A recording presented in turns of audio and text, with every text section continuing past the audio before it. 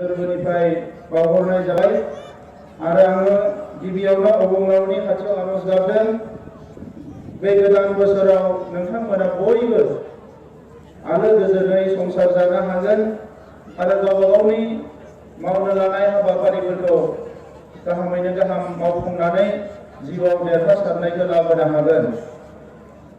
दा मानगोनां रायजोफोर, दिनैनि बे समाव दुलाराय बर' फरायसा आफादा जा खोथाफोरखौ सानदों एबा मावनो लादों बेखौ खोनासंनांगौआ जोंनि बयनिबो बिबान।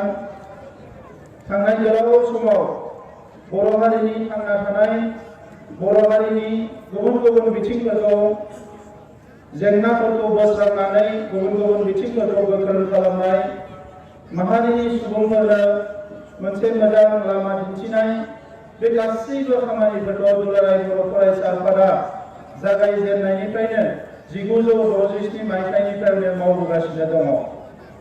बे 1967 मायथाइनिफ्राय बे गोलाव सम दुलाराय बर' फरायसा आफादा हारिखौ जोथोन लायामोनब्ला, हारिखौ फारफ्रोमबो बिथिंनिफ्राय मोनफ्रोमबो बिथिंनिफ्राय अननाय एबा सिबिनाय बे हाबाफारिफोरखौ लायामोनब्ला दिनै बर' हारिया गोदोसोनानै थागौमोन।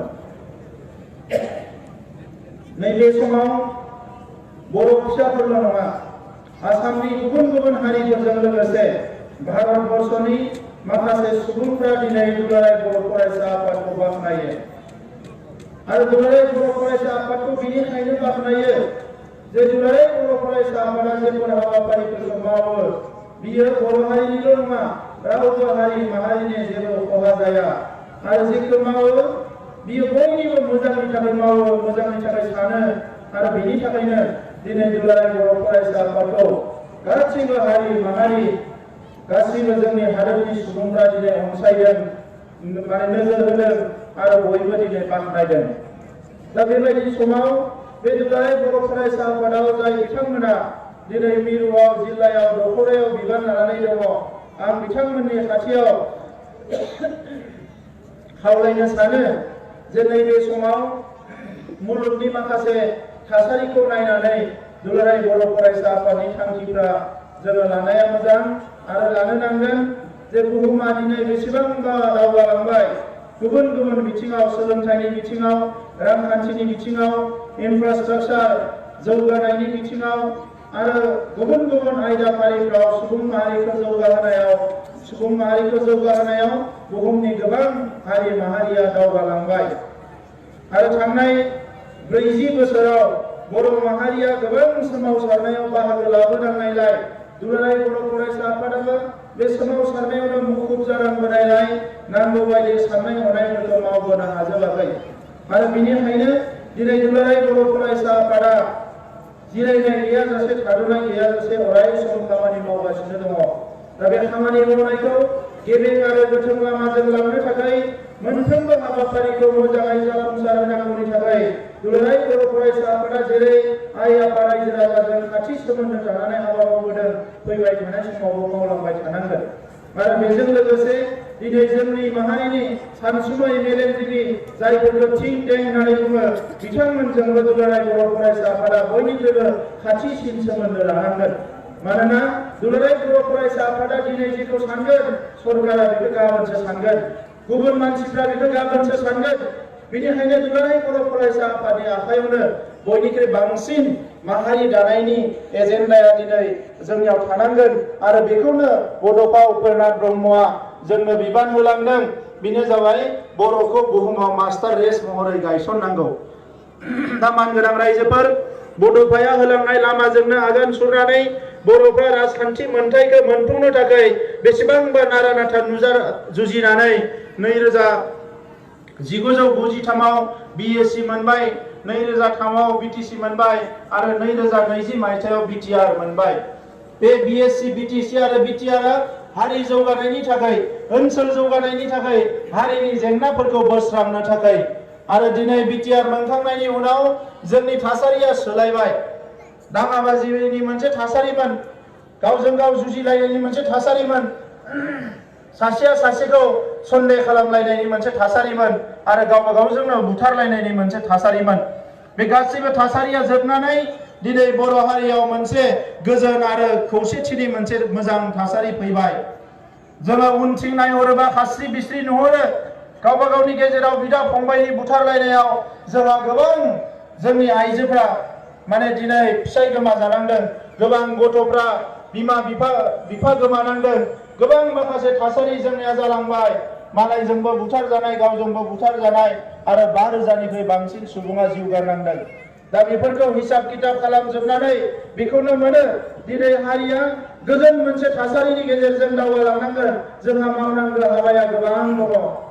थांनाय 20 बोसोराव मोनसे मोजां सरकार दङमोन, मोनसे मोजां सम मोनदोंमोन जाय बिथांमोना सरकार सामलायदों आरो बिथांमोना दिनै जौगालु हाबाफोरखौ आखायाव लानायजों लोगोसे बर' हारिनि माखासे गांनाय उखैनाय जेंना जेंसिफोरखौ बोस्रांजोबनो हागौमोन।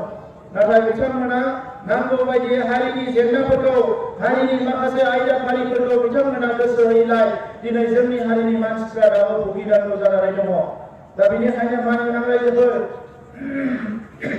गोसो गैयामोनब्लाबो थांनाय 27 जानुवारियाव एकर्ड जानायनि उनाव आंबो राजखान्थियाव फैनो गोनां जादों आरो नोंथांमोननि सिगाङाव दिनैबो बुंगोन, दिनै राजखान्थियाव फैनायनि उनाव BTR सामलायनायनि उनावबो दिनैबो आङो बुंनो गोसो जायो।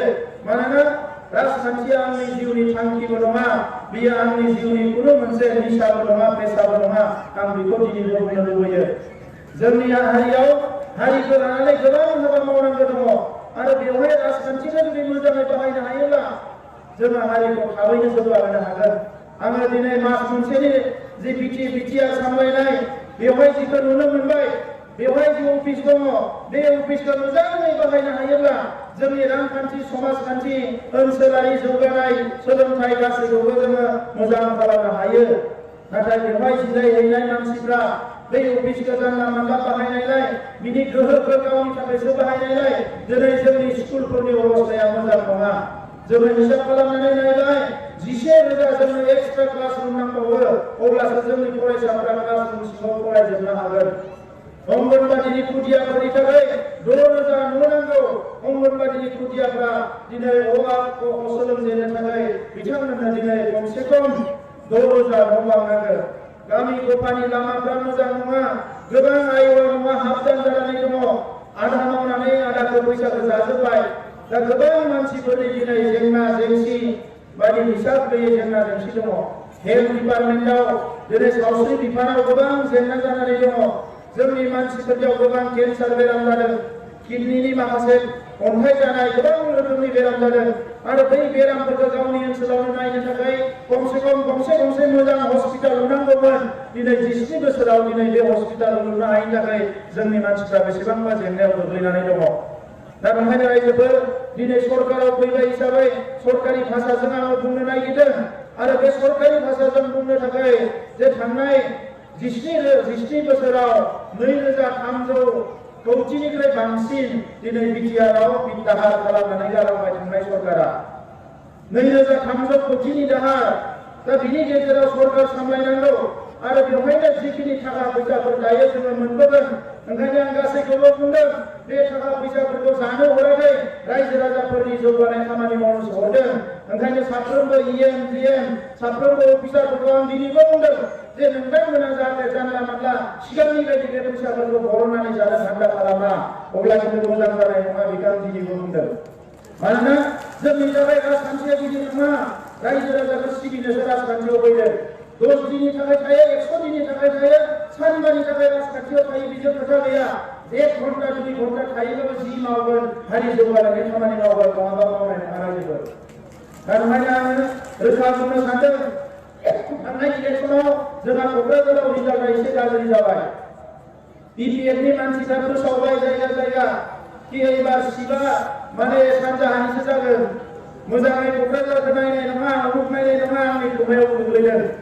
रायजोफोर क'क्राझारखौथ' बादो, सारा बुहुमाव थांना थानाय बर' फिसाफोरानो जोंनि बिदा फंबाय गोजा। दा नोंखायनो बेवहाय जेबो गोनो गोथो जानो नाङा। आरो आं सानदों जे दिनै देबरगाव समष्टियानो बयनिख्रुइ जौगानाय समष्टि जानांगोन फैगौ 5 बोसोराव। 17 बोसोर देबरगाव समष्टिखौ मोजाङै नायबोआखै दा ओंखायनो जोङो देबरगाव समष्टिखौनो बांसिन जौगानायनि खामानि मावनो थाखाय आखायाव लादों आरो नोंथांमोना फोसावनो सानदों दिनै जेसेबां ब्लक दङ जोंहा 33टा ब्लक दङ डेभेलपमेन्ट ब्लक बिनिनो 18टायाव जोङो एबार डाइरेक्ट दा इलेक्सनाव फोसावनाय बायदि कास्टम हायारिं सेन्टार जोंनि आबादारिफ्रा लाइमोनफ्रा आबादथिलियाव थांला मोसौ लानानै हालेवनायनि थासारि गैला ट्रेक्टराबो गोबां मानसिनि न'आव दङ गोबांनियावनो गैया दा ओंखायनो आबादथिलिया सोरनियाबा ओरैनो गोग्लैना थायो आबादथिलिया गोग्लैना थानाय माने रांखान्थियाव गोग्लैसोनाय दा ओंखायनो लाइमोनफ्रा जाहाथे BA MA पास जाग्राफ्राबो फोथाराव थांफिननो लुबैयो मावना लायो गावनि हाखौ रांखान्थिखौ जौगाहोयो बिनिखायनो जोङो कास्टम हायारिं सेन्टारखौ बानायनो नागिरदों आरो बेवहाय ट्रेक्टर थागोन माइ गायग्रा मेसिन थागोन आरो माइ हाग्रा मेसिन थागोन नोंथांमोना टिभियाव सिनेमा नुनाय बायदि गुबुन जायगानि टिभिफ्राव नुनाय बायदि एबार जोंनियाव जोङो 33टा ब्लकआव माने जोङो माइ गायनाय माइ हानाय मेसिनखौ लाबोनो नागिरदों आरो खमसे खम गंथाम ट्रेक्टर मोनसे ब्लकआव थागोन फ्रि आरो बेखौ लानानै जोंनि आबादारिफ्रा कमिटि दानानै होनाय जागोन ब्लकआव बै कमिटियानो बेखौ सामलायगोन आरो आबादारिफ्रा लानानै सानसेयावनो गंनै ट्रेक्टरजों लाम हालेवनो हागोन आरो माइ गायनाय मेसिनाव माइखौ गायनो थाखाय एसे ट्रेनिं लानांगोन माइ गायनो थाखाय खोथियाखौ हायाव फोनो हाया एसे आलादा रोखोमै खोथियाखौ फोनो गोनां जायो जोंनि आबादारिफ्रा गोरोंखा एसे फोरोंना होबानो बेखौ रोंगोन आरो नैबे फेब्रुवारि दाननिफ्रायनो जोङो आबादारिफोरखौ फोरोंनो आखायाव लानो नागिरदों एबार बोरैहाय मेसिनजों माइ गायनो बे मोनसे गुबुन मोनसेया जाबाय फरायसालिफोरनि अबस्थाया मोजां नङा ओरैबायदि LP स्कुलनि अबस्थाया मोजां नङा ME स्कुलनि अबस्थाया मोजां नङा हाई स्कुलनि अबस्थाया मोजां नङा दा ओंखायनो एबार इडुकेसन डिपार्टमेन्टआव जेसेबां थाखा फैदों लोगोसे 15 फाइनेन्सनि थाखा हाबनानै दङ एफा एनै हाबाखै दाबो हाबगोन बे फैसाफोरखौ गासैखौबो 60% जोंनि LP school ME school high स्कुलफोरखौ थिग खालामनायाव बाहायनांगौ होननानै जोङो थांखि लादों जाहाथे सोलोंथाइखौ गोग्गो खालामनो हायो बिनि अनगायै 20,000 सेल्फ हेल्प ग्रुप दङ जोङो दिनै माखासे ट्रेनिंनि पलिसि खालामबाय थादों मोनफ्रोमबो जिल्लायाव साब डिभिजनाव माखासे जोंनि लेखा गोरों लाइमोनफोरखौ ट्रेनिं होनाय जागोन आरो बै लाइमोनफ्रा ट्रेनिं मोनखांनायनि उनाव जोंनि सेल्फ हेल्प ग्रुपफोरजों थांनानै बोरैहाय जोंहा रां खामायनायाव गुबुन गुबुन हाबा मावनो हायो दानाय लुनाय बायदिसिना एम्फौ फिसिनाय आसार बानायनाय गोबां खामानिफोरखौ फोरोंनो थाखाय जोङो माखासे ट्रेनिं होगासिनो दङ दा ओंखायनो रायजोफोर मावनांगौ खामानिया गोबां दङ सोलोंथायाव जौगाहोनो थाखाय एबसुआ गोबां खामानि मावबोबाय दा आंबो एबसुनिनो सासे बिबानगिरिमोन हिसाबै दिनै जोङो रायलायनानै मोनसे थांखि लादों जोंनि फरायसाफोरखौ थाखो 7निफ्रायनो जोङो काउन्सिलिं होनाय जागोन सोर डाक्टार जागोन सोर इन्जिनियार जागोन सोर प्रफेसर जागोन सोर फुटबल गेलेगोन सोर काबाडि गेलेगोन सोर माने राजखान्थि खालामगोन बिथांमोनखौ थाखो 7निफ्रायनो थाखो 9सिम सायख'नानै बरनाय जागोन आरो बिथांमोना थाखो 9 सफैनाय लोगो लोगोनो इन्जिनियार जाय जागोन होनदों बेखौ इन्जिनियारनि थाखाय रेडि खालामनाय जागोन फुटबल गेलेग्रा होननायखौ फुटबलनि थाखाय रेडि खालामगोन बिनो जेसेबां मोजां कोच नांगौ ब्राजिल जार्मानि जेनि कोच नांगौ कोच लाबोनानै होनाय जागोन नाथाय बियो फुटबलारानो जानांगोन दा बेखौ टटेल मोनसे मेनेजमेन्टआव जोङो लांनो सानदों दा दिनै आं नोंथांमोनखौ मोनसेल' खावलायनो नागिरो मोनसे समान हास्रि बिस्रि बिदा फंबायनि गेजेराव बुथारलायनाय सिम्बोरगावआव एबसुआ बेबायदि मिटिं खालामनायनि थासारियानो गैयामोन रायजोफोर दा दिनै बयबो जुजियै सानै हयै मावै दाङै बड'लेण्डनि थासारिया सोलायबोबाय आरो बेखौ अराय सम लाखिनांगोन रायजोफोर थासारिया मोजां जायाबा जोंनि गेजेराव जुदि सिगिलायनाय बुलायलायनाय दादागिरि समाज बेबायदि मोनसे थाबाय थायोब्ला जौगानाया मालाबाबो फैनाय नङा गोरों गोराया खर' दिखांनानै खोथा बुंनो हानाय नङा दा ओंखायनो दिनै बे सिम्बोरगाव मोनसे समाव लैथोमा नार्जारि बायदि सासे सुबुंखौ बुथारदों बेल' नङा गोबां थासारि जालांदों दिनै लासैनो थासारिया सोलायबाय दा ओंखायनो मानगोनां रायजोफोर बर' हारिखौ गेरेमसा खालामनो थाखाय बुहुमनि मानसिफ्रा जाहाथे जोंनि हारिखौ अननो हानाय जोंनि हारियाव खाथियाव फैनो हानाय मोनसे थासारि फैनो थाखाय जों मोजां थासारिखौ लाखिनांगोन सोरबा साफा सानै गामि गफायाव दाबो दादागिरि खालामनो नागिरोबा आं गामिफोरखौनो पारमिसन होबाय नोंथांमोनखौ खावलायबाय नोंथांमोना दादागिरिफोरखौ थान्दा खालामजोब रावबो जाहाथे दादागिरि थानो हाया दादागिरि फ्रि बड'लेण्ड नांगौ जोंनो हिंसा फ्रि बड'लेण्ड नांगौ सिलाय गैयै बड'लेण्ड नांगौ जेरावनोखि खाम सिफुं जथानि सानफ्रोमबो आवाज ओंखारो रंजा बाजा संसार जानो हायो खेराइसालि बाथौसालि ब्रह्म मन्दिर चार्च जियानो जाया मानो बयबो साबना हामना मोजाङै थानो हायो बेबायदि मोनसे माहारि दानांगोन दा बिनि थाखाय बयबो जानजि खाफ्रादों। एकर्डनि गेजेरजों एनडिबिनो मैया रिहेबिलिटेसन पेकेज गभर्नमेन्टआ होबाय। 4 लाख करि आसाम केन्द्र सरकारा होदों आरो 2 लाख करि आसाम गभर्नमेन्टआ होगोन होननानै बुंदों। केसफोरखौ बोखारनायनि थाखाय आखायाव लाबाय आरो जायफोरा कनभिक्टेड जाबाय बिथांमोननि थाखायबो स्पेसियेल कर्ट बानायनानै बिथांमोनखौबो बरननायनि खामानिया सोलिगासिनो दङ। आं गोलाव बाथ्रा बुंनो सानाखै, माखासे खोथाखौ लरेन्स इस्लारि बिथाङा बुंगोन, मानोना बिथाङाबो BTR एकर्डनि सासे सिगनेटरि आरो गासैबो खामानिखौ बिथाङा खबर लागासिनो दङ, नोजोर होगासिनो दङ। दा ओंखायनो आं बारा गोलाव बुंला, क'क्राझार जिल्लाया जारिमिनारि बड'लेण्ड सोमावसारनायाव बयनिख्रुइबो गोख्रोङै बाहागो लाबोदों आरो बे क'क्राझार जिल्ला दुलाराय बर' फरायसा आफादा अराय सम गोख्रों जानानै थानांगोन। नैबे जथुम्मायाव जाय बिथांमोना गोदान बिबान मोनबाय, आङो